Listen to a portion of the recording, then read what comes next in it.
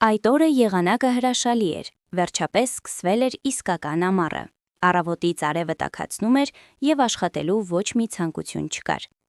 Կինը Մարիամը վաղուց սպասում էր հարմար առիթի, ընկերուհիների հետ հանդիպելու։ Այդ աղջիկական հավաքույթներից հետո նրանք մնում էին մեկի տանը գիշերելու և դիտում իրենց սիրելի մելոդրամաները։ Այդպիսին էր նրանց ավանդույթը։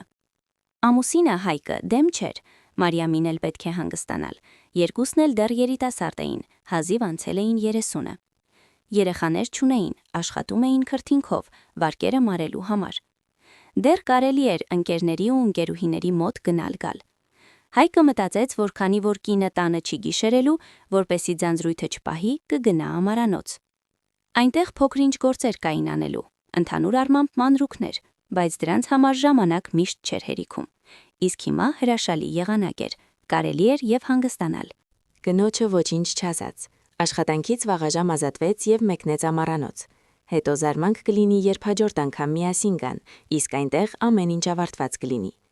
Տղամարդու տրամադրությունը լավ էր, ամառանոցը պատրաստվում էր ամառային սեզոնին։ Նա արդեն պատկերացնում էր, թե ինչպես են կինը և ինքը հանգստանալու, ոչ թե գալու ինչ-որ բան անելու համար։ Սա լավ ընդարձակ ամառանոց էր, գնել էին այս ձմռանը, նույնիսկ կից շինություն կար, բաղնիքով և փոքրիկ լողավազանով։ Իրերը արտեսահման էին տեղափոխվել և ամառանոցը վաճառում էին արագ, գրավիչ գնով։ Այնտեղ միայն ներսում փոքր-ինչ վերանորոգում էր պետք և կահույքով լցնել։ Հայկը Մարիամի հետ արդեն ամբողջ կահույքը գնել էին։ Մնացել էր մի քիչ վերանորոգումը ավարտել։ Տղամարդը պլանավորել էր այսօր անել որքան հասցնի, իսկ առավոտյան տուն վերադառնալ։ Եվ ինչպիսին եղավ նրա զարմանքը, երբ տուն մտնելով հայտնաբերեց, որ այնտեղ ինչ-որ բան այն չէ։ Ամեն ինչ տարօրինակ էր թվում։ Զգացողություն կարծես երկար բացակայությունից հետո վերադարձել է տուն։ Հենց այդպիսի զգացողություններ են առաջանում, երբ շատ երկար չես եղել տանը, հետո վերադառնում ես և սկզբում ոչինչ չես ճանաչում։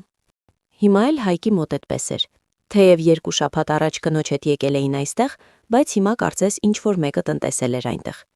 Իր տունն էր ամեն ինչ, բայց տեսքը փոխված էր։ Սկզբում Հայկը չէր հասկանում, թե ինչն է իրեն անհանգստացնում, բայց երբ առաջ գնաց, հասկացավ, թե ինչում է գործը։ Ամենուրեք իրեր էին շաղված։ Ճիշտ է, այստեղ ինչ-որ մեկը եղել էր։ Առաջին միտքը, որ գլխում առաջացավ, կինը։ Ով ուրիշ, ասել էր ընկերուհիների հետ։ Իսկ ինքը ամառանոց։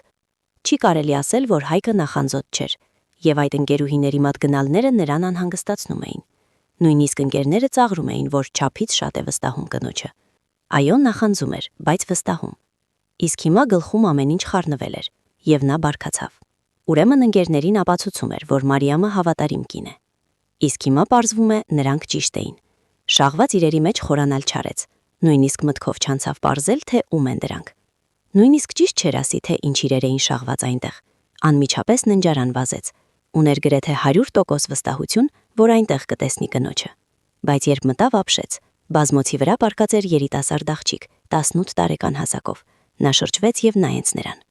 Հայկը նրան երբեք չէր տեսել, հանգիստ պառկած էր, կարծես համոզված էր, որ օրինական հիմունքներով է այստեղ։ Մի որոշ ժամանակ լուռ նայում էին իրար։ Հայկին անհարմար դարձավ, ինչ-որ սարսափելի բան կար նրա հայացքում, և տեսքը տարօրինակ էր։ Դեմքը կանաչավուն, թեև գուցե դա այն պատճառով, որ բազմոցը կանաչ է, և դա միայն լույսի խաղ է։ Արևի ճառագայթները մեծ պատուհանից ընկնում էին հենց այդ բազմոցի վրա, բայց երկար մտածելու և հասկանալու ժամանակ չստացվեց։ Աղջիկը հանկարծ խոսեց. «Հայրիկ, բարև», ինչ-որ շփոթված ժպիտով ժպտաց նա։ «Օգնիր ինձ», թույլ ձայնով ասաց նա։ Տղամարդու աչքերը կլորացան, և նրան անհարմար դարձավ։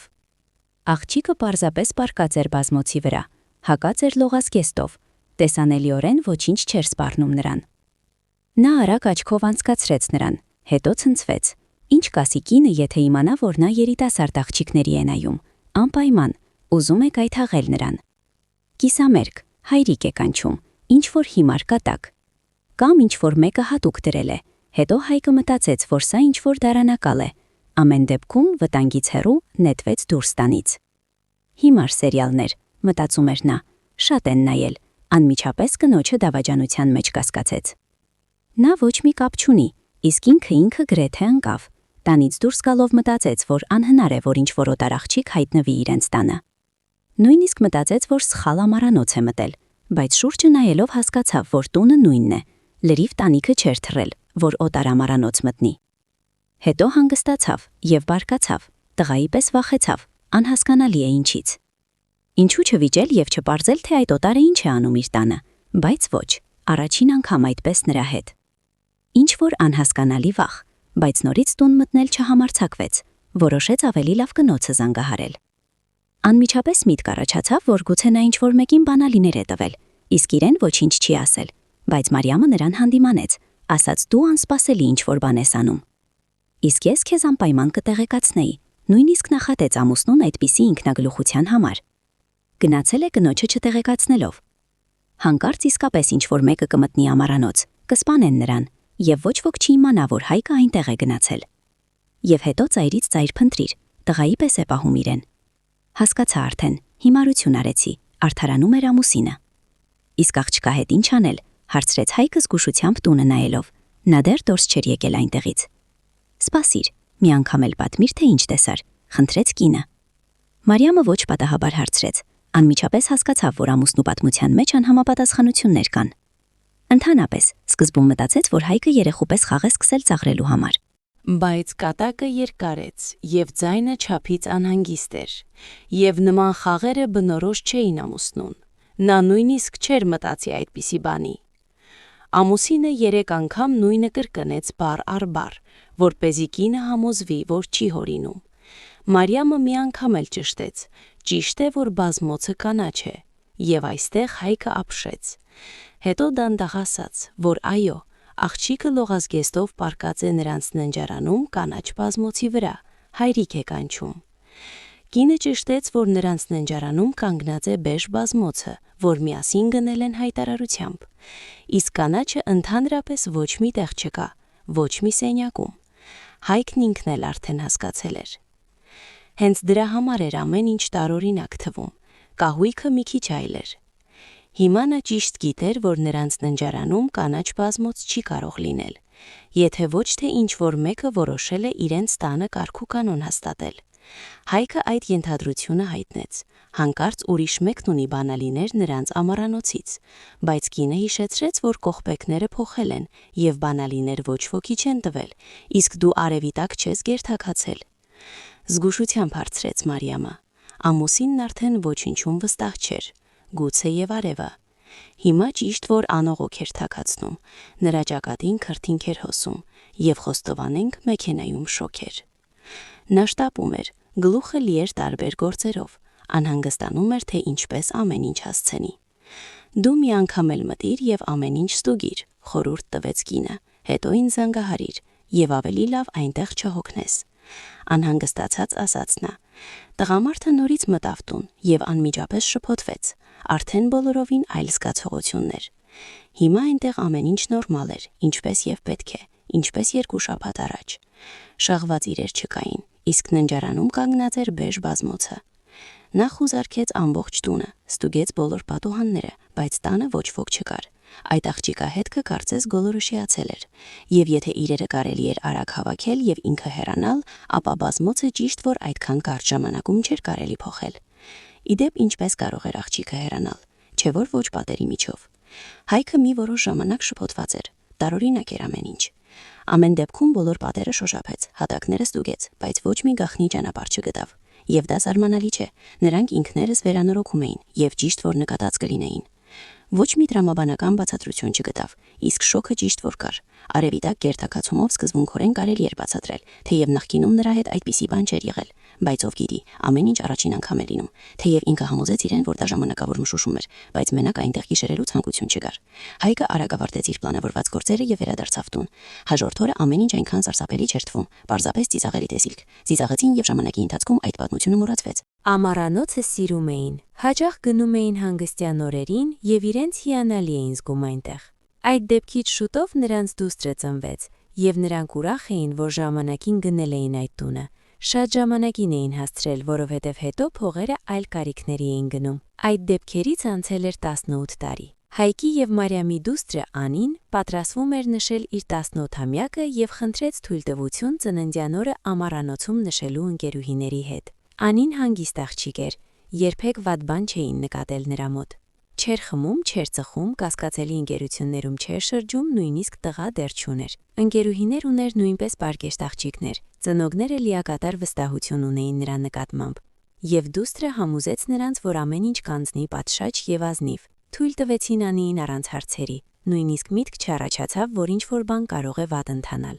Հայրը դստերը եւ ընկերուհիներին տարավ ավտոբուսի կանգար եւ հանգիստ գնաց տուն։ Չէ՞ որ մեծ են արդեն, ամառանոցը մոտ է, ինքնուրույն կհասնեն։ Տանը ծնողները ինքներս նստեցին, նշեցին այդ օրը թեյով եւ տորթով։ Հուզվեցին, թե որքան արագ է ժամանակը թռչում։ Չհասցրին շունչ քաշել, իսկ դուստրը արդեն մեծ է։ Ուրախացան, որ Անին այդպիսի խելացի է եւ որքան բախտավոր են նրանով։ Քնելու պարկեցին ուշ երեկոյան։ Նախկինում զանգահարել էին դուստրը, համոզվելով, որ ամեն ինչ նորմալ է։ Ծնողները բոլորովին հանգիստ գնացին քնելու։ Մայրը արագ քնեց, իսկ հայրը աչքերը փակեց, սկսեց քնել։ Հետո հանկարծ խփեց։ Քունը ձեռքից վերցրին։ Հայկի ուղեղում գայծակի պես առաջացավ այդ դեպքը կանաչ բազմոցի հետ։ Տղամարդը վեր թռավ եւ առանց ժամանակ կորցնելու զարմացած կնոջը բացատրություն տալու վազեց մեքենան եւ մեկնեց ամառանոց։ Եվ պարզվեց ոչ զուր։ Ինչ ասես, 18 տարվա ընթացքում հին բեժ բազմոցը մաշվել էր, փրփուրը նստել էր, նույնիսկ ավազանում պահելը ամոթ էր։ Եվ անցյալ տարի ամուսինները նոր էին գնել, եւ այն կանաչ էր։